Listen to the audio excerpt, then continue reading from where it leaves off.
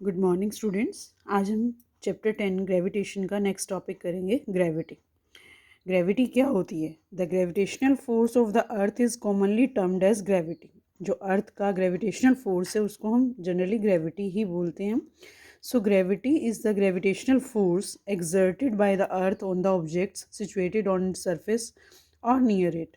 तो ग्रेविटी वो gravitational force है जो कि अर्थ के द्वारा एक्सर्ट किया जाता है। किस पे? उन ऑब्जेक्ट्स पे जो उसके आसपास हैं या जो उसके सरफेस पे हैं। ठीक है। So force of gravity expressed by the object will be experienced by the object will be.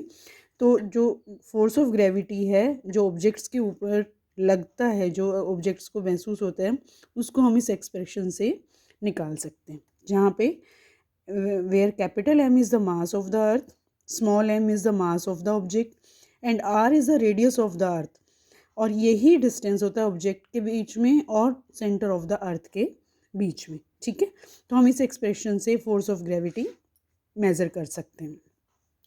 Next topic है फ्री फॉल। फ्री फॉल क्या होता है? ठीक है, जैसे कि नाम से ही पता चल रहा है, free fall. When ever objects fall towards the earth under the force of gravity alone.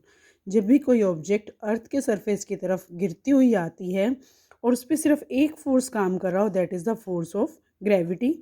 The objects are said to be in the state of free fall. तब हम उस ऑब्जेक्ट को कहते हैं कि वो फ्री फॉल की सिचुएशन में है।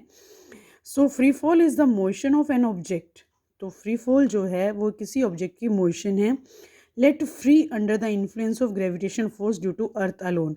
और फ्री फॉल जो है वो मोशन है जिसमें अर्थ का सिर्फ ग्रेविटेशनल फोर्स उसके ऊपर लग रहा है और कोई फोर्स उसके ऊपर नहीं एप्लीकेबल हो रहा है। ठीक है, नहीं लागू है। Okay. During free fall the direction of motion of the falling objects remains unchange. जब भी कोई ऑब्जेक्ट फ्री फॉल में होती है तो उसकी जो डायरेक्शन ऑफ मोशन होती है वो कभी भी चेंज नहीं होती, वो डायरेक्शन वही रहती है। According to second law of motion, in accordance to the second law of motion, second law of motion के तरह अकॉर्डिंग, मैग्नीट्यूड और velocity of a free falling object goes on changing continuously. लेकिन जो second law of motion है उसके according क्या है कि कोई भी ऑब्जेक्ट अगर फ्रीली फॉल कर रही है तो उसकी जो वेलोसिटी है वो कॉन्टीन्यूसली चेंज होती रहती है। ठीक है, डायरेक्शन चेंज नहीं होती लेकिन उसकी वेलोसिटी कॉन्टीन्यूसली चेंज होती रहती है। और we can say whenever an object falls freely towards the earth. और हम ये भी कह सकते हैं कि कोई भी ऑब्जेक्ट जब फ्रीली अर्थ के सरफेस की तरफ आती है तो उसमें एक एक्सेलरेशन इन्वॉल्व हो जाता है। ठीक है, एन एक्सेलरेशन इज इन्वॉल्व। ठीक है, as the acceleration is due to the force of gravity. अब क्योंकि ये कोई भी ऑब्जेक्ट फ्रीली फॉल कर रही है और उसमें जो एक्सेलरेशन एक्सपीरियंस हुआ है वो because of the force of gravity, so the acceleration of a free falling object is called the acceleration due to gravity. तो उस एक्सेलरेशन को हम, जो फ्रीली फॉलिंग ऑब्जेक्ट का एक्सेलरेशन है उसको हम कहेंगे एक्सेलरेशन ड्यू टू ग्रेविटी।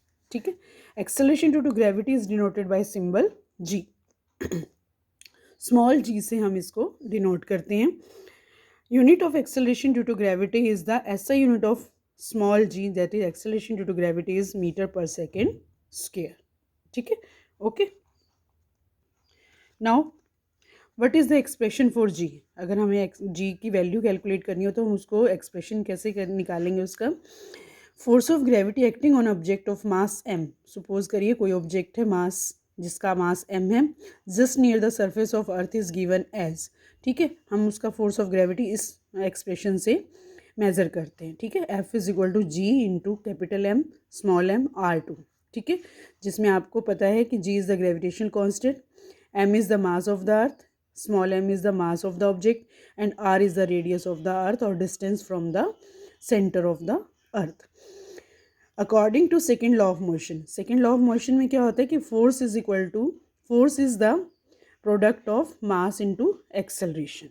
ठीक है, in accordance, force of gravity on an object must be equal to the product of mass of the object and acceleration due to gravity. In accordance to the second law of motion, the force of gravity भी कैसे हम कर सकते हैं?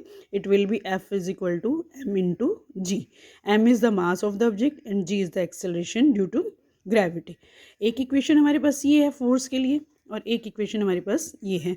जब हम इन दोनों equations को एडअप करते हैं तो we get the expression G is equal to G M upon R2.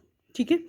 तो इस एक्सप्रेशन से क्लियर है कि acceleration due to gravity depends on the mass of the radius of the earth but independent of the mass of the falling of object. ठीक है, वो मास of the अर्थ पे तो डिपेंडेंट है, लेकिन मास ऑफ द ऑब्जेक्ट इसमें कोई मैटर नहीं करती एक्सेलरेशन ड्यू टू ग्रेविटी में। हम जी की वैल्यू को कैसे कैलकुलेट कर सकते हैं? जी की वैल्यू को कैलकुलेशन के लिए हम इस तरह से कर सकते हैं कि हम ये फार्मूला अप्लाई करेंगे, ठीक है, और इसमें सबकी वैल्यूज़ पुट करेंगे तो हमारे पास ये वैल्यू आ जाएगी, where mass of the earth is 6.0 into 10⁻24 kg, radius of the earth is 6.4 into 10⁻6 metre, and gravitational constant की value 6.7 into 10⁻11 newton metre square kilogram per square. ठीक है, तो जी की जो वैल्यू है, जब हम इन सारी वैल्यूज़ को पुट करते हैं तो हमारे पास ये वैल्यू आ जाती है। अब इसके बाद हम लोग नेक्स्ट टॉपिक में difference between capital g and small g, ठीक है, इन दोनों के बीच में डिफरेंस करेंगे और साथ में कुछ न्यूमेरिकल्स करेंगे। तो आपको मैं 2 क्वेश्चन सेंड कर रही हूँ, वो आपको लर्न करनी है।